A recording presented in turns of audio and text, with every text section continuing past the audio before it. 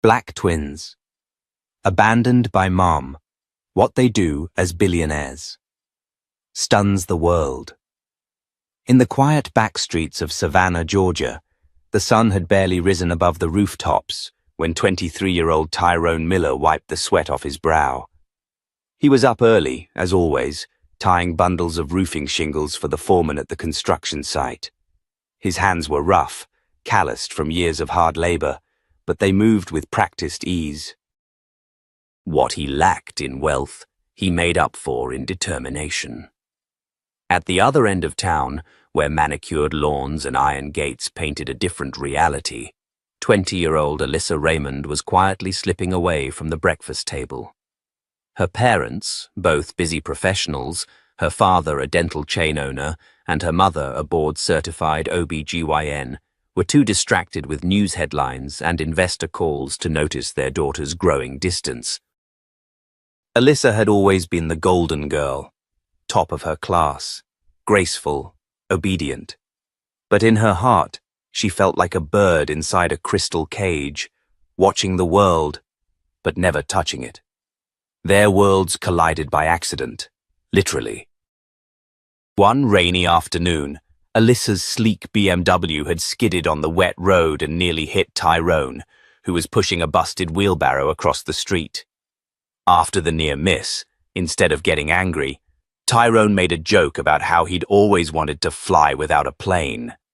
Alyssa laughed for the first time in weeks. That encounter became the first of many. They started meeting secretly, first under the old pecan tree near the train tracks, later in a borrowed room at a local church that Tyrone helped maintain. Their connection was real, intense even, but carried the weight of 1,000 complications. He was from a single-parent household scraping by, and she was the daughter of a family who didn't tolerate mistakes, especially not with someone they deemed beneath them. "I wish I could take you home," Alyssa whispered one night as she lay with her head on Tyrone's shoulder. "You already are my home," Tyrone replied, pressing his lips to her forehead. They were young, yes, but not careless. They had plans, real ones. Tyrone dreamed of getting his GED and starting his own roofing business. Alyssa talked about breaking away, using her scholarship to study psychology and open a center for underprivileged youth. They were building a life in their minds, brick by brick, but all of that came crashing down when the test turned positive. "I'm pregnant," Alyssa said, standing under the pecan tree with shaking hands. Tyrone didn't run. He didn't freeze. Instead, he stepped forward and wrapped his arms around her like a shield. "Then we raise this baby together," he said firmly, but Alyssa's voice trembled. "My parents will disown me, Tyrone." "They won't understand. They'll take the baby away." "Then we leave," he replied, his jaw set. "We start somewhere new. I'll work day and night. I don't care what it takes." It was the first time she saw fear behind his eyes, but it wasn't fear of the baby. It was fear of losing her. 9 months passed. They relocated quietly to a smaller town in Florida, where no one knew their names. Tyrone picked up every job he could find, from mopping floors to lifting drywall. They found a room in a rundown boarding house. It was far from ideal, but it was theirs. On the night of labor, it rained heavily. The midwife who had agreed to help was late. Tyrone had to rush Alyssa to the nearest emergency clinic. Hours passed in agony and uncertainty, until finally, 2 cries pierced the stormy night. "Twin girls," the nurse announced, smiling. "Healthy and strong." Tyrone's hands trembled as he held them, Kennedy first, then Kendra. Their skin was soft, their eyes closed, their futures uncertain, but his heart was full. "They're perfect," he whispered. Alyssa, pale and exhausted, barely looked at the babies. She turned her face to the wall, said nothing, and fell asleep. The next morning, Tyrone woke to silence. The crib was there. The babies were there. Alyssa was gone. He checked the hallway, the bathroom, the parking lot. Nothing. No note, no goodbye, just a folded hospital gown and her engagement ring, cheap but meaningful, placed on the nightstand. It didn't make sense. Nothing did. He sat on the edge of the hospital bed, one baby in his arms, the other tied to his chest. The nurse asked if she should call someone, but Tyrone waved her away, tears streaming down his face. "No, I got this," he said softly. "They need me now. I got no room for falling apart." Back in Savannah, his mother, Gloria Miller, known as Miss Glow to the neighborhood, welcomed him and the twins with open arms. A retired teacher with a heart condition, she could only offer love and what little pension she had. Days turned into weeks. Nights were restless. Tyrone learned how to feed, burp, change, rock, and soothe two babies on his own. He pawned his phone to buy formula, skipped meals to afford diapers, and begged for work from anyone who'd listen. Once, when he was down to his last $5, he split it between gas for his cousin's borrowed car and a small pack of wipes. He skipped eating that day, but sang lullabies to Kennedy and Kendra like nothing was wrong. When the neighbors found out Alyssa had left, the whispers began. "She ran because she never loved him. She's back with her people. Bet she doesn't even care. She'll be back when she sees them on TV someday." Tyrone ignored them all. But behind closed doors, he broke. Some nights, he would stare at the ceiling and whisper, "Why'd you leave me to do this alone, Alyssa? Was I not enough? Were they not enough?" He would get no answer, only the soft breathing of his daughters asleep beside him, their tiny hands always reaching for him in the dark. One night, while rocking Kennedy, who had a fever, Tyrone told her a story. "Your mama gave you life, but I'll give you the world. One day, you'll be somebody. And no one will remember the girl who ran. They'll remember the dad who stayed." He didn't know how or when, but in his soul he believed it. And so began the story, not of tragedy, but of unwavering love. Of a man who refused to let abandonment define his daughter's beginning. Of two girls who would grow up not in the shadow of who left, but in the light of the one who stayed. And one day the world would remember their names. 2 years passed in the blink of an eye, and in those 2 years, Tyrone Miller transformed into something few expected, a father worth admiring. Savannah knew his story. Some pitied him. Others watched with quiet respect. But no one doubted one thing. Tyrone didn't just step up. He carried the whole damn mountain. Each morning began before dawn. Tyrone would bundle Kennedy and Kendra in thrifted onesies, strap them into a twin stroller, and walk 5 blocks to drop them at Miss Della's house, a widow in her 60s who offered affordable childcare. Then he'd head to whatever job he could get for the day. Roofing, unloading delivery trucks, fixing fences, even painting numbers on curbs. He did it without complaint. Without help, without ever hearing from Alyssa again. At night, he'd walk home in the fading light, sweat-streaked and sore, carrying one twin, while the other napped in the stroller, his lunchbox swinging at his side like a forgotten dream. He'd prepare simple dinners, beans and rice, peanut butter sandwiches, boxed mac and cheese, and feed the girls with a quiet, focused tenderness that made even Miss Della's heart ache. "You were never meant to be doing this alone, baby," she told him one day, as he picked the girls up. "But you're doing it better than most couples I know." Tyrone smiled, but didn't respond. Words had grown scarce in his world. Survival didn't allow much time for self-reflection. One Friday evening, while folding laundry, his mother Gloria shuffled into the room with a letter in hand. "Baby, this came in the mail for you, from a law firm." Tyrone glanced up, his brow furrowing. "A law firm?" He wiped his hands on his jeans, took the envelope, and opened it carefully. The logo read, Raymond Cole, LLP. His heart stuttered. That was Alyssa's father's firm. The letter was brief, cold, and sterile. Dear Mr. Miller, it has come to our attention that Ms. Alyssa Raymond has recently given legal guardianship of the minor children Kennedy and Kendra Miller to you, relinquishing all parental rights. Effective immediately, she will have no further involvement, financial or otherwise, in the care of said minors. This decision is final and binding. Sincerely, David Raymond Esquire. Tyrone's hand trembled as he read the last line. Not a single sentence expressed remorse, no question about their well-being, no goodbye. Just a severance. Miss Gloria sat down beside him and rubbed his back. She ain't coming back, she whispered. She already left, Tyrone said flatly. This just makes it official.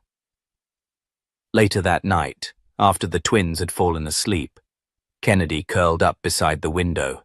Kendra snuggled against his chest. Tyrone stared at the ceiling for hours. His thoughts tangled between rage and numbness. He couldn't stop seeing Alyssa's face, the way she used to laugh, full of life, the warmth in her eyes. Had that been real, or just something he needed to believe in? He whispered, Why'd you run, Alyssa? Why them? They didn't ask for this. The following Sunday brought an unexpected visitor. Tyrone was in the backyard hanging diapers on a line when he heard a familiar voice. Tyrone? He turned around slowly. There she stood, Alyssa, wearing designer shades and a beige trench coat.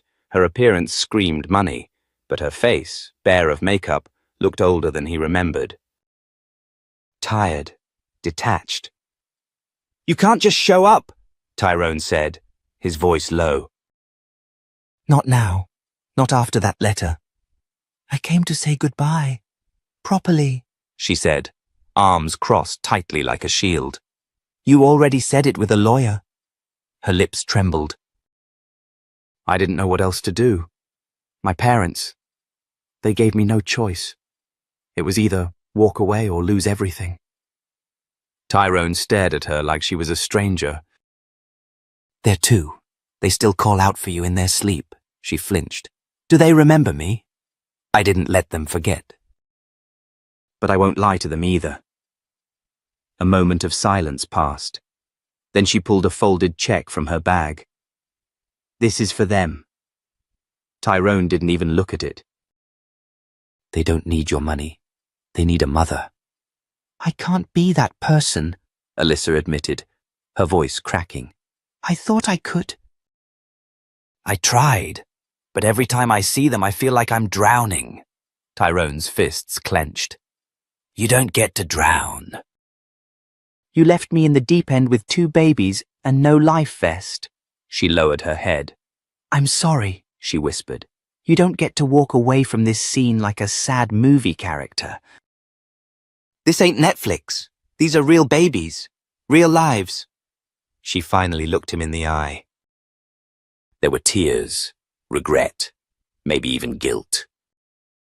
But it was too late. Goodbye, Tyrone. She turned and walked away. This time he didn't stop her.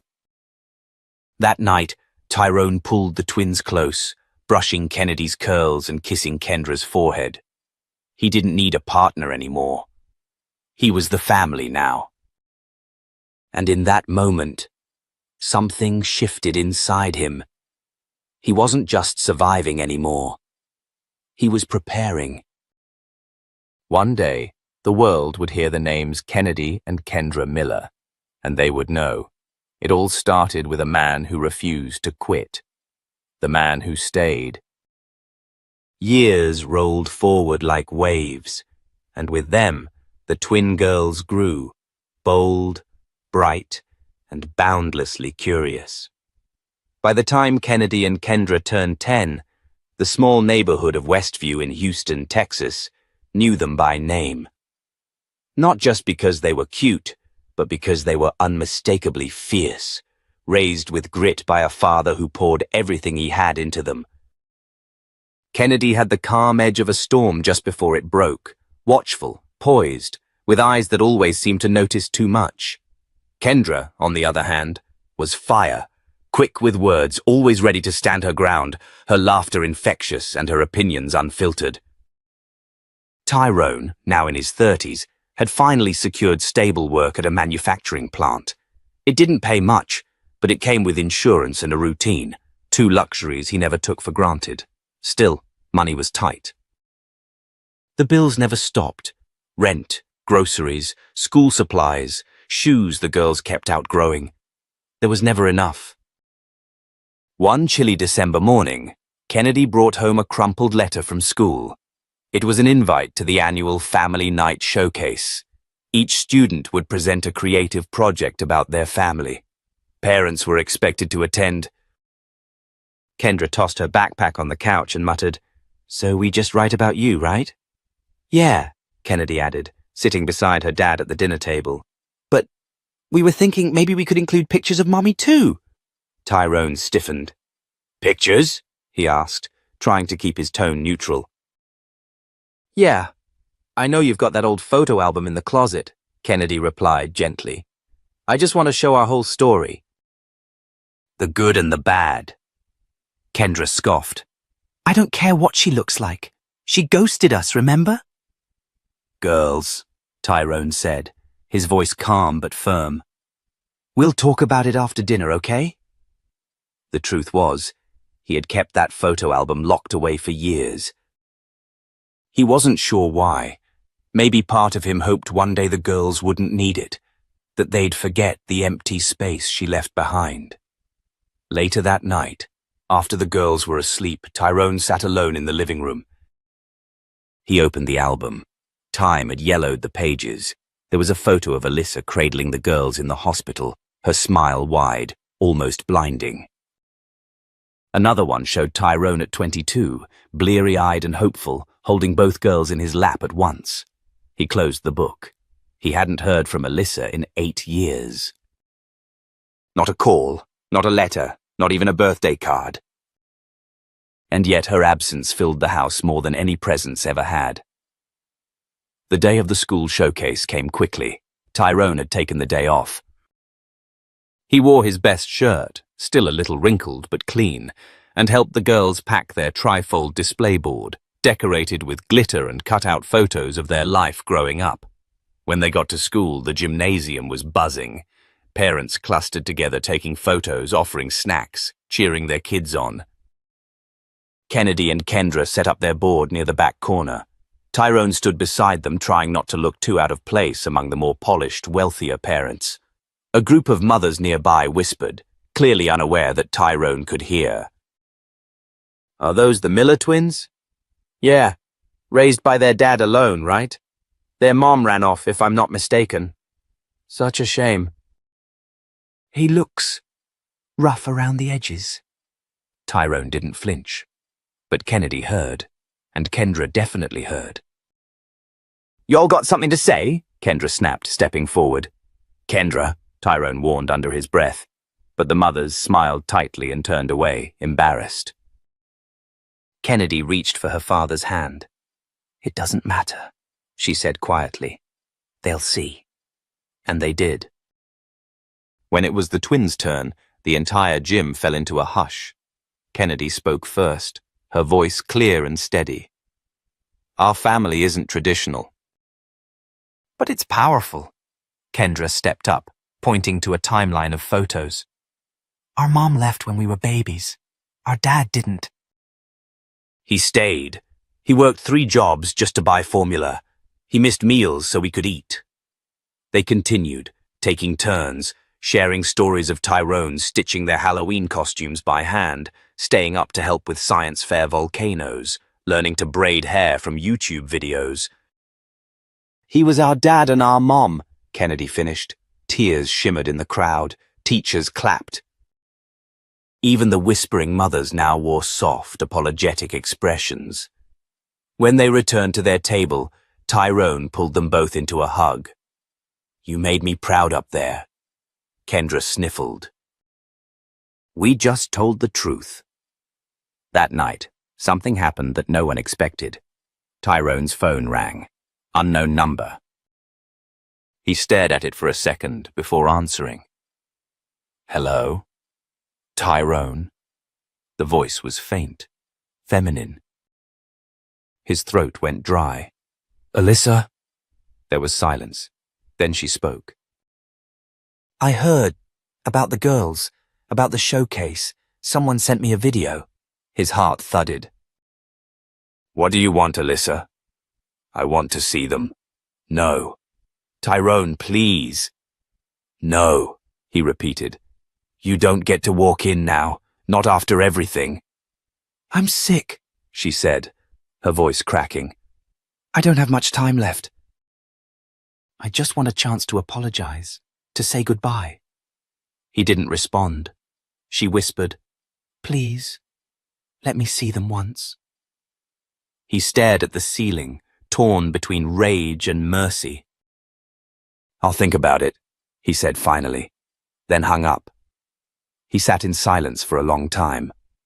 Outside the twins' room, he heard them laughing. He realized then, he wasn't the same young man she had left behind. And his daughters, they were no longer little girls seeking approval. They were becoming legends in their own right, and nothing, not even the past, could change that. By the time Kennedy and Kendra were 17, they had already grown into remarkable young women. Their bond was unshakable, their intelligence striking, and their resilience unmatched. They had developed an unspoken rhythm, often finishing each other's thoughts, always aware of each other's presence, even in a crowd. Teachers at Westview High called them the Miller Storm, not just because they were gifted, but because they never let the world forget who raised them, or how hard they had worked to be where they were. Tyrone, now in his 40s, still worked long hours at the distribution center, but he had recently taken up weekend college classes, secretly. He never mentioned it to the girls. He wanted to be more than just a provider. He wanted to show them it was never too late to grow. He studied business management in the evenings, in hopes that maybe one day he could open a small shop, something of his own. Meanwhile, Kennedy had become obsessed with coding and cybersecurity, teaching herself through free online courses. Kendra, ever the wordsmith, was already being scouted for national youth journalism programs. Their talents weren't just impressive, they were beginning to attract attention. One afternoon, Kennedy came rushing into the kitchen, laptop in hand, eyes wide. Dad, she said breathlessly, do you know what a tech incubator is? Tyrone blinked, glancing up from his reading glasses and budget papers. Sounds like something you'd find in a lab. She laughed, but it was brief. It's a program that helps people with tech ideas build real businesses. I submitted one of my projects, a cybersecurity app I've been working on. And I got accepted. They want me to pitch it in New York. Kendra burst through the door right after. And guess what? I got an invite too. An online publication wants me to write a featured article about minority youth leaders across the country. And they want a photo series. Kennedy's going to shoot it. Tyrone stood slowly, caught between pride and disbelief. Wait, both of you? In New York? They nodded, eyes gleaming. But who's going to fund this trip? He asked, already doing the math in his head. Kennedy handed him a printed email. They are. Full scholarship. Flights, hotel, meals, everything. Tyrone read it once, then again. His eyes welled with tears, but he blinked them back. I told y'all, he whispered, voice cracking. I told y'all you were meant for more. Their trip to New York was like something out of a movie. Kennedy pitched her app in front of a room full of investors. Kendra's article went viral just days after it was published, and her photo spread was picked up by a major media platform. The girls returned to Houston to a flood of press requests, school assemblies, and even local news interviews. But the attention brought something else, too. A letter, Addressed in unfamiliar cursive, it arrived one grey morning in a white envelope with no return address. Kennedy opened it. As her eyes scanned the page, her face changed. "It's from her," she said quietly. Kendra frowned. "Who?" "Her. Alyssa. Our birth mum." Tyrone turned sharply from the kitchen sink, a dish still in his hand. "She wrote?" Kennedy nodded slowly and read aloud. "I know I have no right to ask anything. I only want to say I'm sorry. I saw your pictures, read your stories. I can't explain why I left the way I did, but I never stopped thinking about you. I'm dying. Cancer. I just want to meet you, once, if you'll let me. I'll be at Liberty Park this Saturday at noon. If you come, I'll know you've forgiven me. If not, I'll understand." Silence blanketed the room. Kendra rolled her eyes and scoffed. "Are you kidding me? She disappears for 17 years and now she's dying." "And we're supposed to show up like everything's fine?" Kennedy sat down, letter shaking in her hands. "I don't know what to feel. It's a lot." Tyrone wiped his hands and walked over. "Girls, listen, you don't owe her anything. She made her choice. But this moment, it's about you. What kind of people you want to be." Kennedy looked up. "What would you do?" "I'd go," Tyrone admitted. "Not for her, for myself. So I could sleep at night knowing I faced the past and didn't let it define me." Kendra crossed her arms. "So that's it? We just show up and give her closure? After she gave us nothing?" Tyrone placed a hand on her shoulder. "Closure ain't for her. It's for you." Saturday came. They didn't say much in the car ride over. The park was mostly quiet, save for a few joggers and kids on the swings. Under the old oak tree by the pond, a woman sat on a bench, frail, wrapped in a wool coat despite the sun. It was her. Alyssa. She looked up when they approached, her eyes already wet. "I didn't think you'd come," she whispered. Kennedy stood still, arms at her sides. Kendra stood a pace behind, jaw clenched. "You left," Kennedy said quietly. "Do you even know what that did to us?" Alyssa nodded slowly. "I've thought about it every day. I don't expect forgiveness. But I hoped you'd let me say I'm sorry. I was young, scared, and stupid." Kendra stepped forward, voice sharp. "We cried for you." "On Mother's Day, at school, at night. We begged for someone who never came." Tears streamed down Alyssa's face. I know. "And it kills me." Kennedy looked at her for a long time. Then slowly she reached into her tote bag and pulled out a photo. It was from the school showcase. The board, the pictures, their story. "This is who we are," Kennedy said, handing it to her. "This is what Dad made us. You weren't there." "But he was." Alyssa stared at the photo and broke down sobbing. "I'm proud of you," she whispered, "even if I had no part in it." Kennedy gave a tight nod. Kendra didn't speak again. They stood for a moment longer, then turned and walked away. They didn't look back. That night, Tyrone waited quietly at the kitchen table, nervously glancing at the clock. The girls returned home, placed their bags down, and sat. She looked broken, Kennedy said softly. Kendra added, "But we're not. That's the difference." Tyrone nodded. "You girls are whole," he said. "And no one can take that away from you." Later that week, Alyssa passed. No funeral, no headlines. But that wasn't the end, because that same week, Kennedy and Kendra launched something new, something that would shake the world. A month after their silent goodbye to Alyssa, Kennedy and Kendra sat in their shared office inside a co-working space in downtown Austin. Their idea had taken root fast.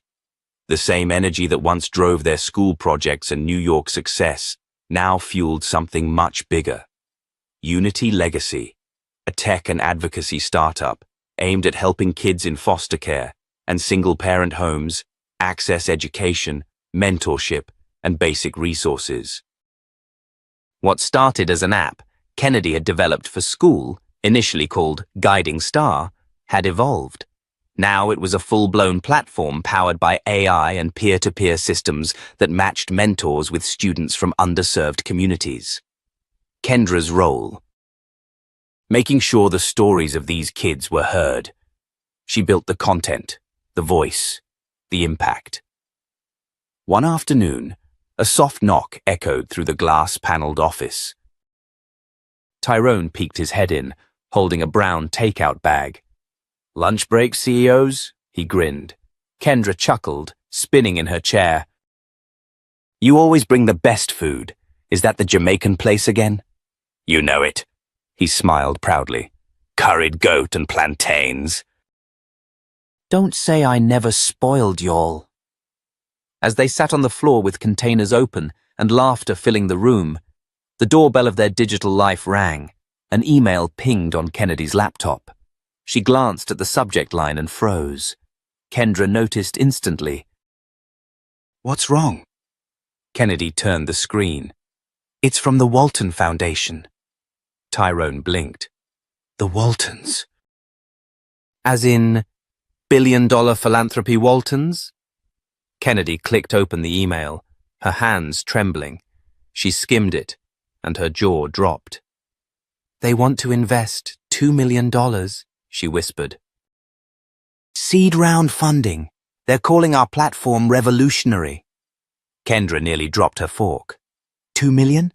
No strings attached, Kennedy said. "They just want us to scale, more cities, more reach, and they want us to speak at their summit in DC. Tyrone sat back slowly. "Girls, you're about to change the game." That same night, as if fate were weaving stories into their lives, Kennedy received another message. This one was from a woman named Samantha Green, a well-known journalist from a national network. "I've been following your journey," the message read, "but I recently came across a personal detail in the background of a story I was researching. I believe we may have a connection, a mutual person in our past. I'd love to speak, off the record if needed." Kennedy blinked at the message. Who the heck is Samantha Green? Kendra, ever the curious one, Googled the name. The screen filled with polished headshots, press articles, and clips of the anchor delivering powerful news segments on social issues. "She's huge," Kendra said. "And wait, she's adopted." "Says so right here in this profile." That detail lingered in Kennedy's mind all night. The next day, against Tyrone's cautious suggestion, the twins agreed to meet Samantha in a neutral cafe in Austin. When she walked in, she looked younger than they expected. Mid-30s, tall, poised, with tightly curled hair and brown eyes that felt familiar. "Thank you for meeting me," she said, her voice low but steady. "We don't usually take unannounced meetings," Kendra said firmly. Samantha nodded. "I understand, but I think I might be your half-sister." The room fell completely silent. "What?" Kennedy asked, voice shaking. "I was adopted from Houston General Hospital in 1988. I've spent years trying to trace my biological family. Recently, I tracked down an old hospital record. Your mother's name was listed as mine too, Alyssa. Same handwriting, same date of birth, different fathers." Kendra sat back, stunned. "You're saying she had you before us?" Samantha nodded. "And gave me up at birth?" Kennedy covered her mouth. "We had a sister, and she never told us." "I'm not here for pity," Samantha added. "But when I saw your names connected to her in a social media post memorializing her, I started digging, and everything lined up." They sat there for over 2 hours, connecting timelines, sharing memories they never had together. It was bizarre, surreal, but oddly comforting. Tyrone took the news better than expected.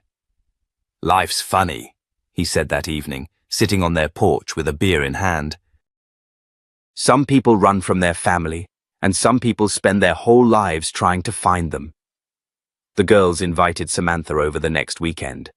She brought baby photos, adoption records, and the framed picture of the nurse who had held her hand as an infant.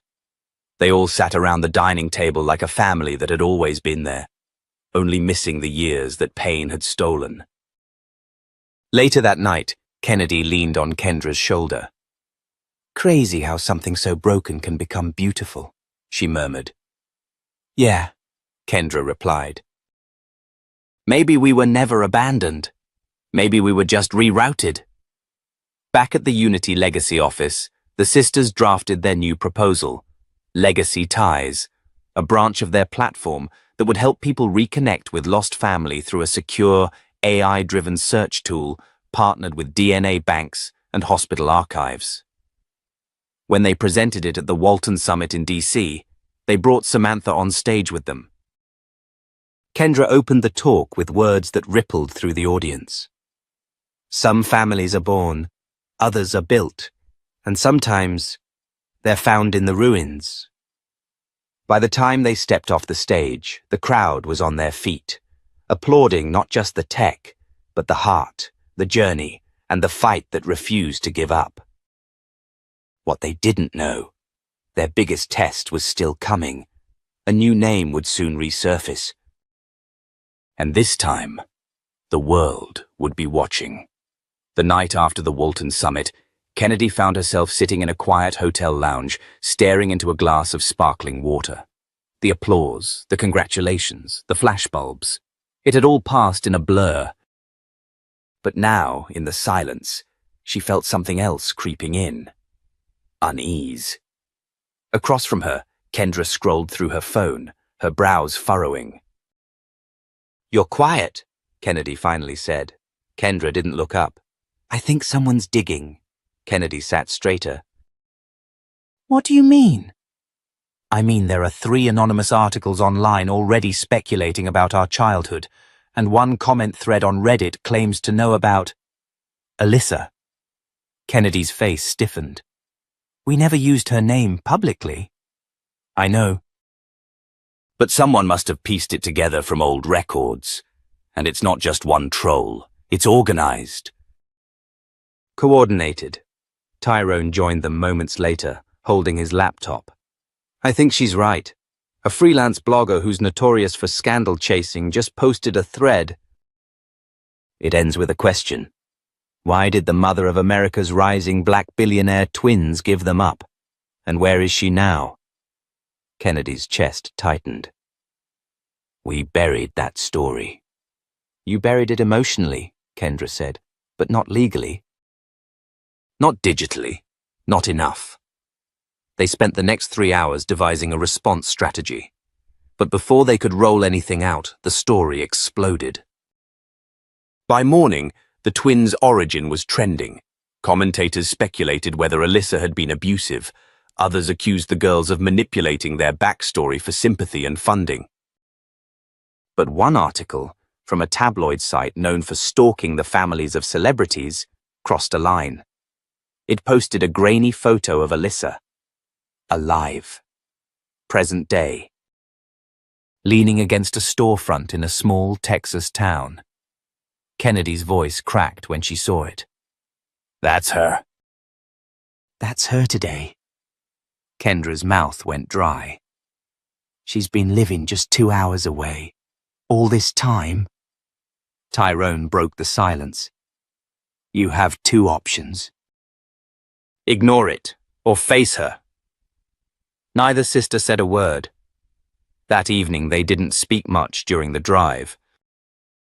The dusty road to the town of Bexley wound between sleepy farms and weathered fences. When they finally pulled up to the shop, a rundown thrift store called Second Chances, Kennedy cut the engine. The air was heavy. "She doesn't deserve our time," Kendra said softly, gripping the door handle. "But we deserve answers," Kennedy replied. Inside, the bell above the door rang as they stepped in. A woman behind the counter, thinner now, older, her curls grey and loosely pinned, looked up. For a moment, she didn't recognize them. Then her face froze. "You're—" "Yes," Kennedy said, her voice trembling. "We're your daughters." The room fell silent. Alyssa slowly walked around the counter. I saw the articles, the videos. I didn't think you'd ever come."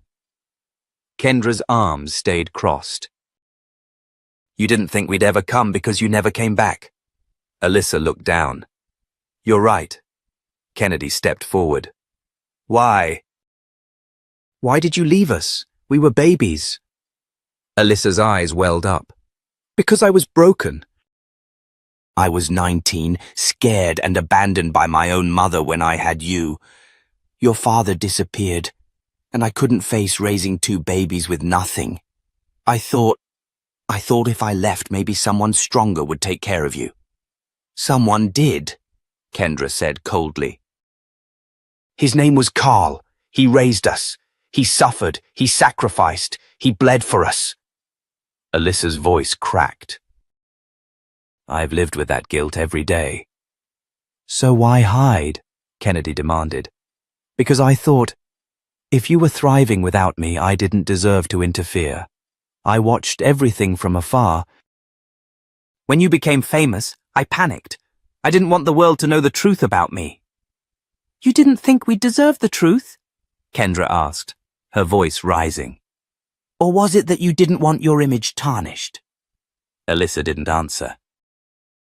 Then Kennedy pulled something from her bag. A letter. "I wrote this when I was 15, she said, handing it to her mother.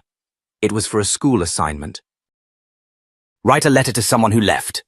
I never mailed it, but here, read it. Because you should know what it cost us."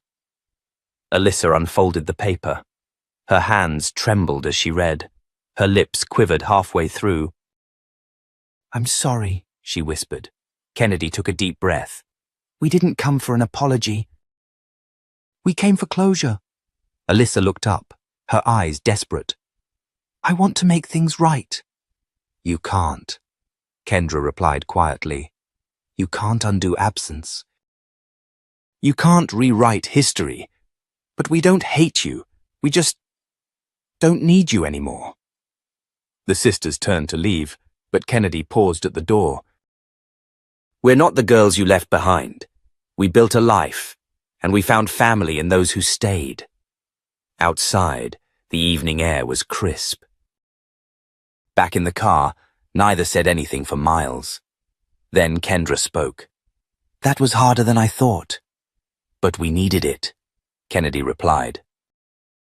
As they returned to Austin, something inside them both had shifted. No more running from the past. No more questions without answers.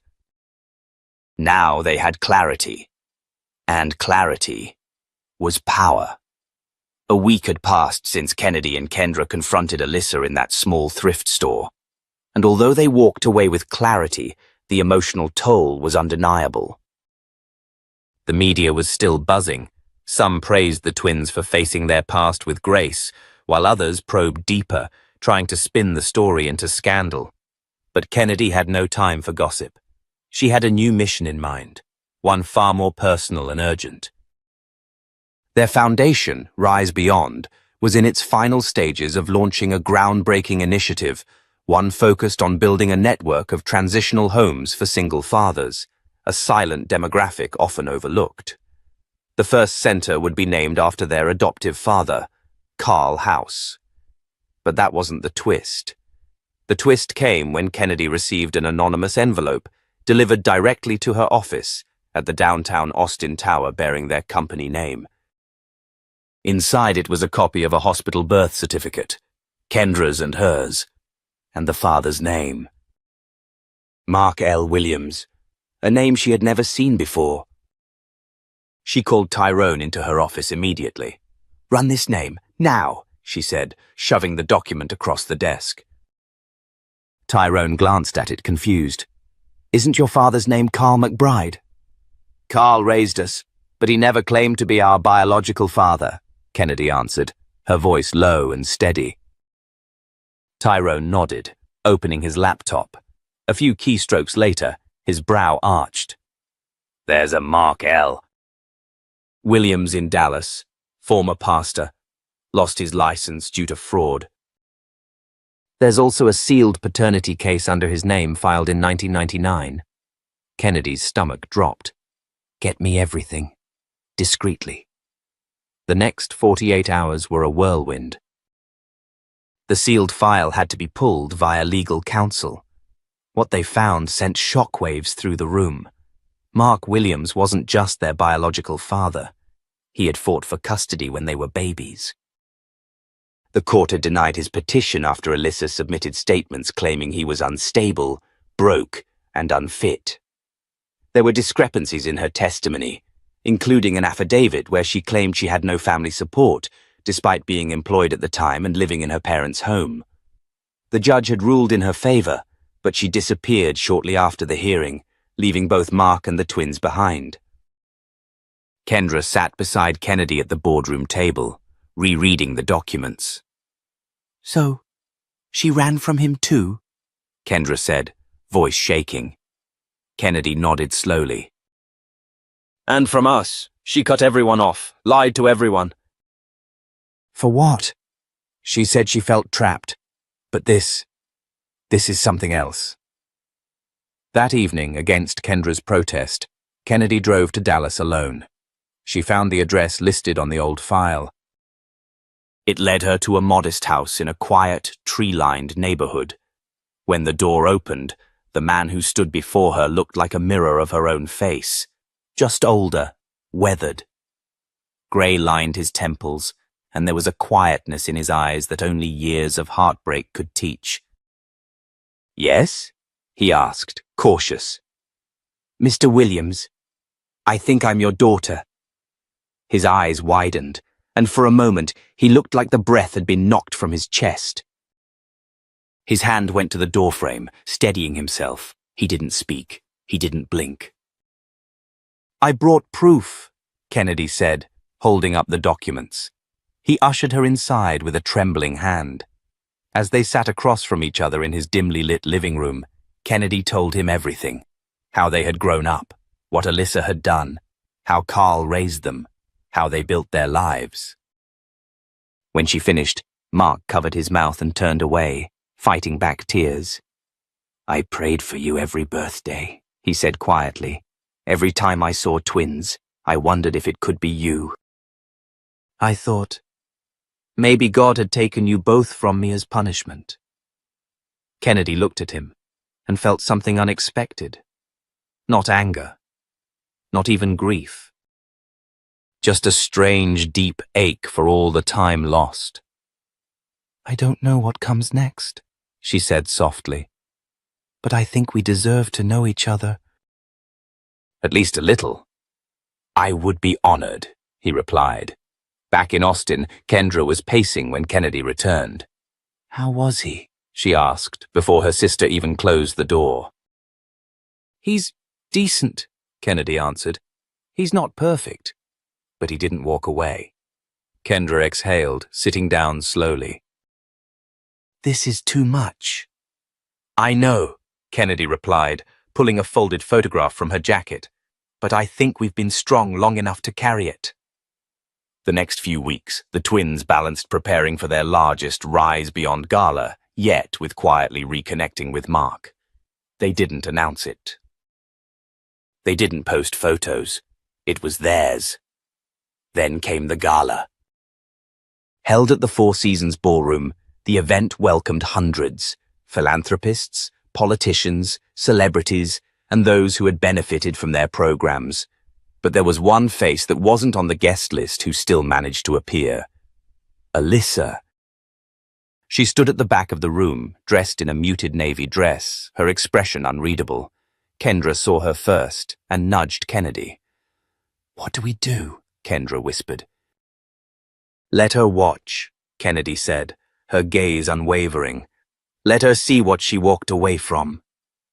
Later, during Kennedy's speech, she paused after thanking their team and partners. "There's someone we've never honored publicly before," she said, her voice steady. "Someone who shaped us not by presence but by absence, who left a void we had to fill ourselves, and in doing so, made us who we are." The room held its breath. "I used to think abandonment was a wound, but now I know it was the space where purpose grew." She didn't mention Alyssa by name. She didn't have to.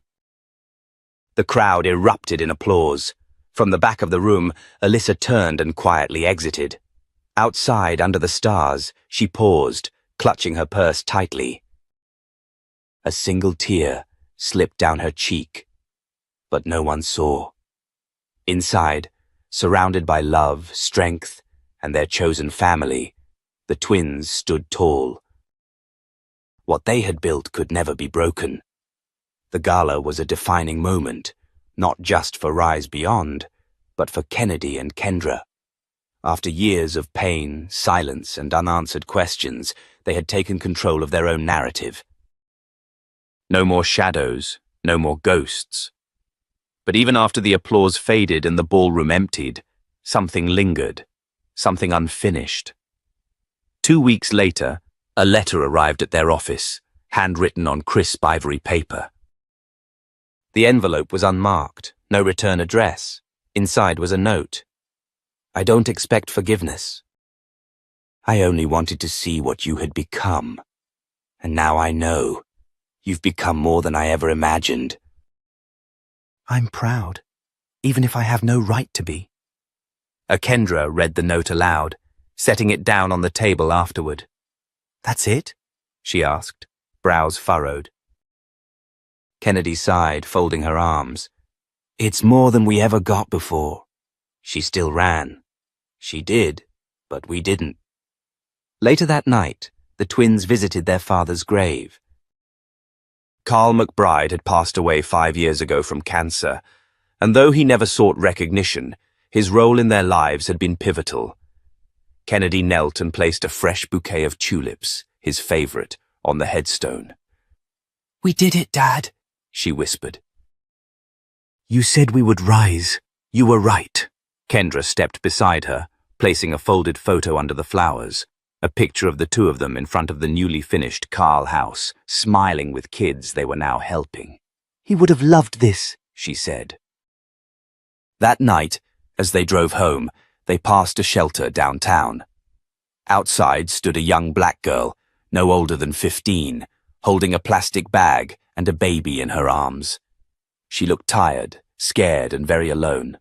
And Kennedy pulled over immediately. "I'll go," she said. As she approached, the girl stiffened. "I'm not doing anything," she said defensively. "I'm just trying to find a place to stay." Kennedy softened her voice. "You don't have to explain." "I've been there. Not exactly, but I know what it feels like." The girl looked at her, cautious. "You don't know me?" "No, I don't," Kennedy said. "But I know what it's like to be left behind. And I know what it's like when someone finally chooses to stay." After a quiet pause, the girl whispered, "I just need a place for the night." "We have more than that," Kennedy said with a smile. "We've got a whole house waiting for you." She opened the car door, helped the girl inside, and they drove straight to Carl House. When they arrived, Kendra was already inside setting up a room.